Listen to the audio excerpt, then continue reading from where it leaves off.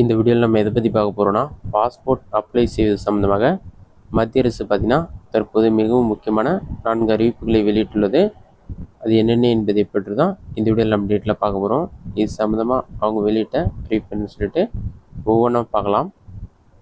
இதுதான் பார்த்தீங்கன்னா தற்போது என்ன முக்கிய அப்டேட். இதில் என்ன சொல்லியிருக்காங்கன்னா, பாஸ்போர்ட் விண்ணப்ப விதிகளில் மத்திய அரசு செய்த 4 மாற்றங்கள்னு சொல்லி மென்ஷன் பண்ணிட்டு, இது வந்து மார்ச் 12ஆம் தேதி தான் இந்த அப்டேட் கொடுத்துருக்காங்க. பாஸ்போர்ட் விண்ணப்ப விதிகளில் மத்திய அரசு 4 முக்கிய மாற்றங்களை செய்துள்ளது. அதன் விவரங்கள் சொல்லி கொடுத்துட்டு, ஃபர்ஸ்ட் ஒன் பார்த்தீங்கன்னா பிறப்பு சான்று.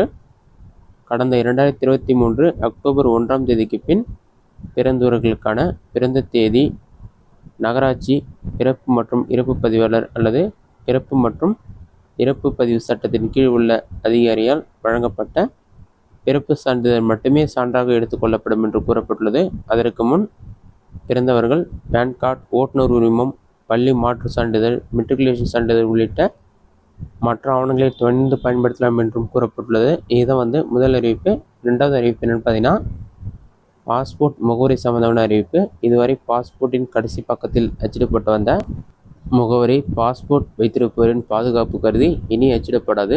அதற்கு பதில் குடியுரிமை அதிகாரிகள் மட்டுமே ஸ்கேன் செய்து அறியும் வகையில் பாஸ்போர்ட் வடிவில் அச்சிடப்படும் என்று கூறப்பட்டது. இதுதான் இரண்டாவது அறிவிப்பு. நெக்ஸ்ட் மூன்றாவது அறிவிப்பு பார்க்கலாம்.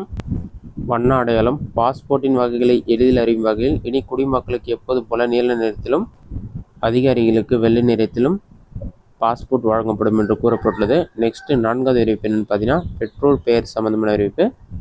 இதுவரை பார்த்தீங்கன்னா பாஸ்போர்ட்டின் கடைசி பக்கத்தில் அச்சிடப்பட்டு வந்த பெற்றோர் பெயர் வந்து இனிமேல் அச்சிடப்படாது என்று கூறப்பட்டுள்ளது. அதாவது ஒற்றை பெற்றோர், பிரிந்து சென்ற பெற்றோரின் குழந்தைகளின் தனி உரிமையை பாதுகாக்கும் வகையில் இந்த முறை பின்பற்றப்பட உள்ளது. நாட்டில் தற்போது பார்த்தீங்கன்னா 422 பாஸ்போர்ட் சேவா கேந்திரங்கள் உள்ளன.